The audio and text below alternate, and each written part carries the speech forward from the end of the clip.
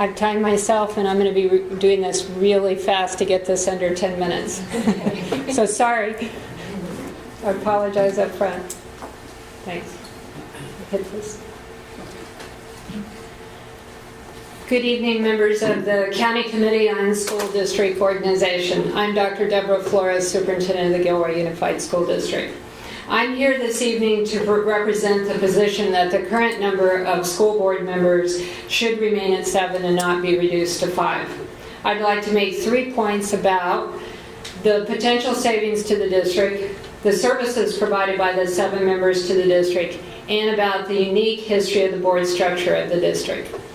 First, we believe the petitioner's claim that cutting 2 board members would save the district money is a disingenuous claim, as the savings, if any, would be insignificant.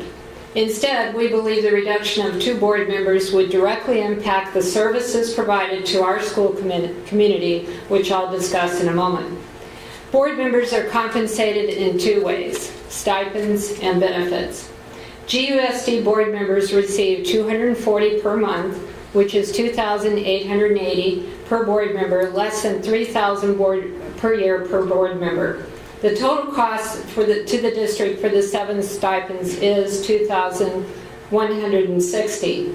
It's important to point out that board members are eligible to receive a stipend of $400 per month based on the size of the district per Education Code 35120. This means each board member is eligible to receive $4,800 per year, which would be a total cost to the district for the 7 board members totaling $33,600. The difference between what the board members are legally eligible to receive is $1,920 per member, a total difference of $13,440. The current amount spent on the stipends for all 7 board members is currently just over $20,000. At the current rate, the savings for 2 less board members would only be $5,760. Board members are also eligible for district health benefits with a maximum of $15,528 per board member. However, as you can see from this chart, as you can see from the screen, only 4 of our board members currently, out of the 7, have district medical benefits. It's often been the case that less than 7 board members in our district have elected to take the benefits.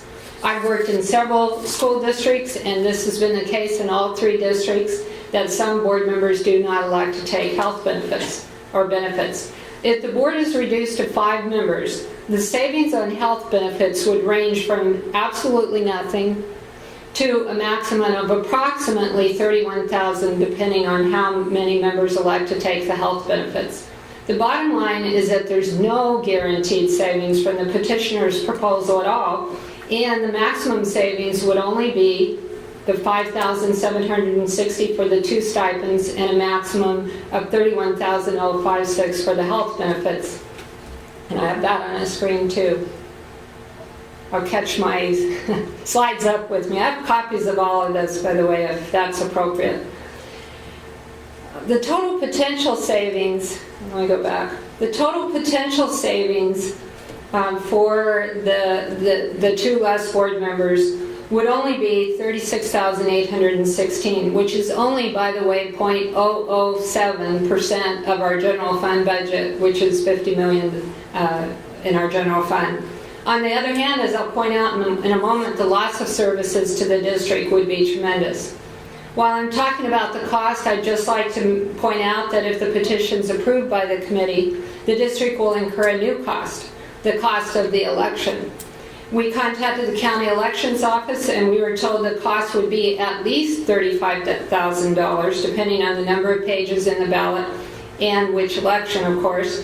2 years ago, Measure P cost the district closer to $60,000. This additional cost is contrary to the petitioner's stated purpose and would be an additional burden on the district's budget. Now I'd like to discuss the impact of reducing the number of board members. I've worked directly with board members for over 30 years, and I know that the minimal compensation they receive doesn't come close to recognizing them for the hours they devote to this job. Their work on behalf of the school district and community is a labor of love, devotion, and commitment, and is not about the minimal compensation they receive. I can speak from my own experience also from working with both 5 and 7 board members, 7-member boards in California. The 7-member boards were not only better to respond to the constituents of the district, but attended more events and meetings, had more of a presence at sites, and expressed more diverse viewpoints at board meetings. That leads me to talk about the number and scope of duties of board members. There are 16 schools in our district with over 11,000 students and more than 1,000 employees. By the way, our district is steadily growing, unlike many districts in this county, and it's projected to continue to grow for a number of years. If the number of board members were reduced to 5, I don't see how 5 board members could provide the coverage and visibility at the school sites and throughout the community that is currently present with 7 board members. Board members spend many hours each week performing a wide range of duties, and I don't have time to go through this list because I'm worried about my time, so I'm just going to put some of those duties up as I continue to speak. Obviously, the largest time-consuming job is the first one up there, our 2 regular board meetings, but we have special board meetings, and every board member's on committees, and they are liaisons to a number of organizations. If the number of board members were reduced by 2 members, the remaining 5 board members could not possibly continue to provide the same level of services as the 7 board members. 5 board members instead of 7 would need to cover 16 sites, 13 committees, 7 liaison positions, and could not be as responsive to the public. Their duties would significantly increase, and I have no doubt this will lead to a recommendation to increase the monthly stipend to $400 per month, further negating the savings stated by the petitioners.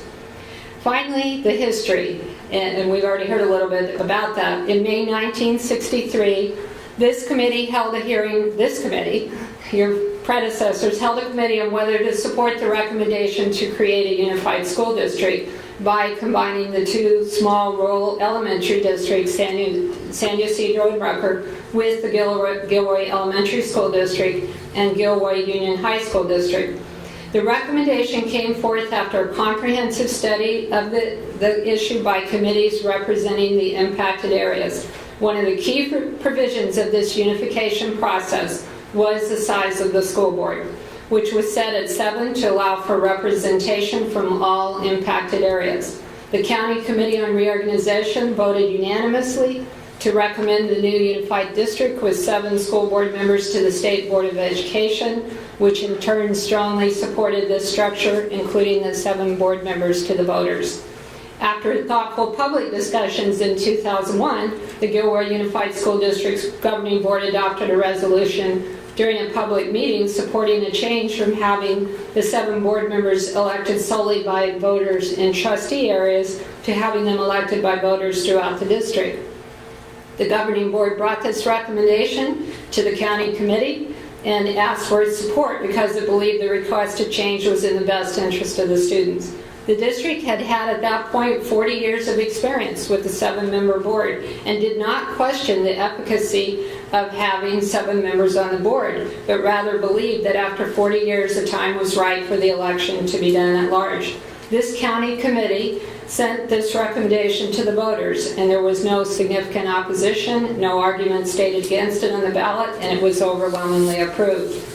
The county committee has, however, exercised its discretion not to support recommendations for governance structure changes in the past where the recommendation was not done after careful study and was made in a divisive and controversial manner. In 1970, a few short years after the unification went into effect, a group of teachers petitioned this committee to abolish trustee areas. The county committee voted to deny that petition.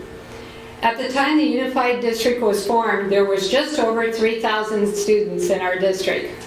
The district steadily grown to over 11,000 students and now is the 10th largest district in the county of 33.